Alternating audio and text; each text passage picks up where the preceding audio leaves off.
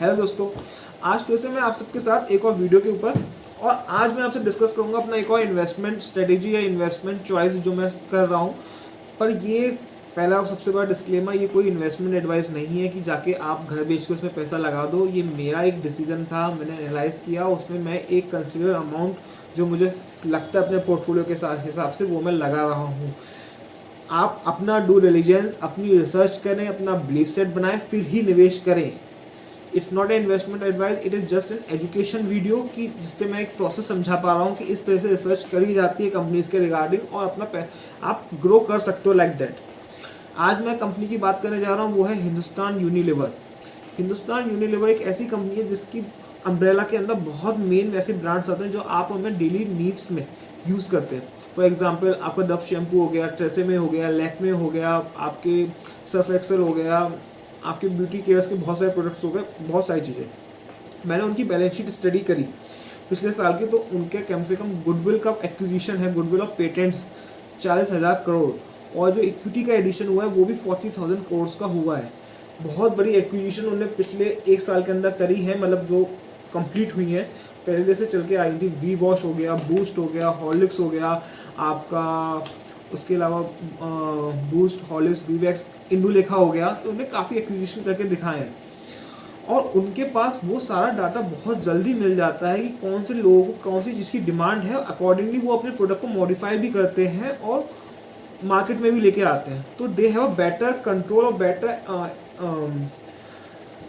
Better receiving of the data, high level data जो data analytics के through, artificial intelligence के through होता है, वो उनके पास होता है पहले से कि उन्हें पता है डिमांड फोकस ऐसी जाएगी तो हम ये चीज़ बनाएंगे। और इसके अलावा क्या फैक्टर है, उसके अलावा फैक्टर ये है कि उसके बाद सबसे इम्पोर्टेंट ये बात है कि उन्होंने अभी एक स्टेटमेंट रिलीज़ किया है जिसके तहत वो कहते हैं कि वो आने वाले 6 से 8 महीने में अपनी सारे प्रोडक्ट की प्राइजेस बढ़ाने वाले हैं। एटलीस्ट 8 महीनों में, अगले वाले 3 क्वार्टर्स में 7% तक इंक्रीज होगा प्राइजेस में। अब आप सोचो, जो कंपनी इतने सारे प्रोडक्ट बेच रही है जो आप हमें यूज़ करते हैं और जिसको हम अवॉइड ही नहीं कर सकते, उनका प्राइस राइज होना, तो और उनका सिंपल सा एक रीज़न ये है कि सिंस इन्फ्लेशन बढ़ रहा है, महंगाई हो रही है, तो हम बढ़ा रहे हैं। आपको लगता है महंगाई जब एक बार थोड़ी कंट्रोल में आएगी या थोड़ी कम होगी तो उनके प्राइस गिरेंगे? No chance. उनके बढ़ गए मीन्स बढ़ गए। तो देयर इज ह्यूज चांस कि कंपनी बहुत ज़्यादा पैसा कमाएंगी, हमसे ही कमाएंगी। हम जो प्रोडक्ट खाएंगे उसमें से ही उन्हें प्रॉफिट होगा। तो क्यों ना उसमें निवेश करके देखें, उसमें इन्वेस्ट करके देखें कि क्या रिटर्न मिलता है। तो according to on this factor कि मुझे ये कंपनी बहुत अच्छी लगी इन्वेस्टमेंट पॉइंट ऑफ व्यू से, कि इस कंपनी में अगर मैं अपना मनी को पार्क करता हूँ तो मुझे एक अच्छा रिटर्न मिलेगा जो डेफिनेटली 6% से ज़्यादा होगा।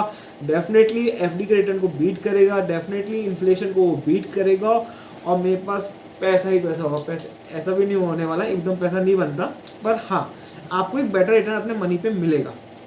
ठीक है, पैसा है तो ऐश है, वो बात भी है, पर एकदम नहीं। इट्स जस्ट आप पर्टिकुलर रिसर्च बेस्ड माइंडसेट, और मैंने वैसे एक आउटपुट निकालने की कोशिश करी है।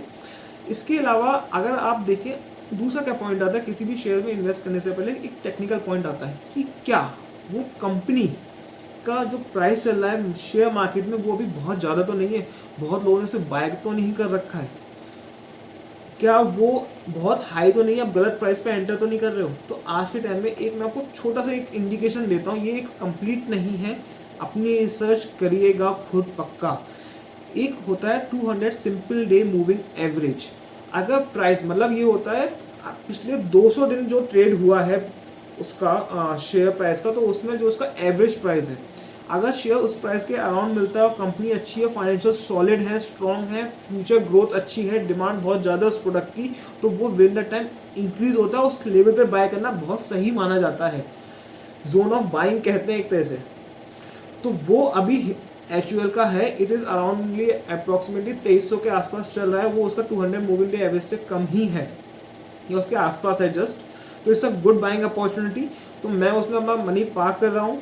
मैं कितना पार्क कर रहा हूँ ये भी मैं आपको बता सकता हूँ, पर I think it's more than मतलब इट्स मोर देन 10-20 केज। मैं विद द टाइम शायद हल्के हल्के और भी पार्क करूँगा, पर हाँ एक मैं अच्छी अमाउंट उसमें पार्क कर रहा हूँ क्योंकि I think it's a golden opportunity और मैं उसे ग्रैब करना चाहता हूँ। आप अपना ड्यू डिलिजेंस खुद करिएगा, मेरी बातों पे मत जाइएगा। मैं अपनी रिसर्च, अपने माइंडसेट, बिलीफ के बाद इसमें निवेश कर रहा हूँ। ये कुछ पॉइंट्स मैंने आपको बताए, टेक्निकली और फाइनेंशियली बहुत ज़्यादा मैं नहीं गया कि आप ये करो वो करो। कुछ पॉइंट्स हैं जिन्हें आपको देख के लग सकता है कि कंपनी में निवेश करना चाहिए, जो मैं कर रहा हूँ। ठीक है, तो all the best and keep learning, keep growing like that. Okay, मिलते हैं एक और वीडियो में फिर। Take care.